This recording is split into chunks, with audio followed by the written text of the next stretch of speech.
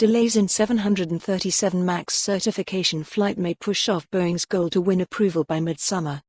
The critical flights on the updated Boeing 737 MAX that must be flown by Federal Aviation Administration, FAA, pilots before the plane can be certified again are now unlikely to happen before late April, according to two people familiar with the details.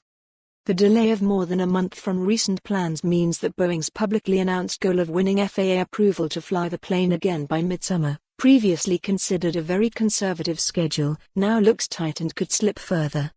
One person with close knowledge of the required steps said that after the certification flight, assuming all goes well, it could take up to a further 60 days for regulators to complete the remaining steps in the process, which would push out the ungrounding of the aircraft to late June at the earliest.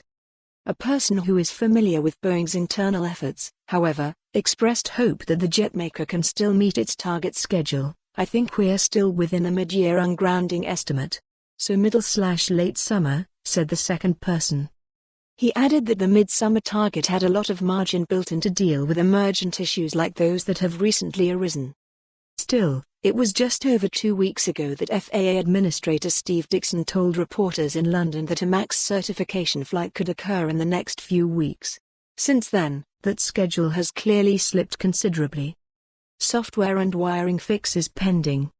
Before a certification flight can happen, Boeing must have at least one MAX aircraft ready with all the final fixes and software updates installed.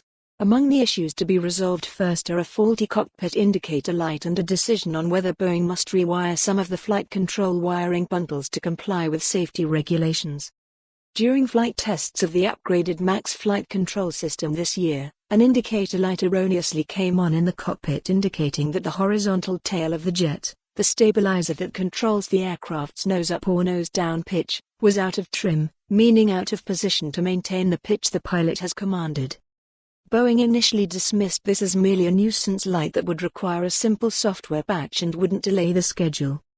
However, engineers have now established that the problem is trickier to fix than first thought. It stems from a small disagreement between the angles of the two parts of the stabilizer on either side of the tail. Unlike in the original MAX system design, the upgraded MAX now uses both of the plane's two flight computers to compare data from the two sides of the airplane. The computers note the discrepancy between the angles and the software logic triggers the light. Collins Aerospace, a unit of United Technologies head. For more on this story, visit the news article link.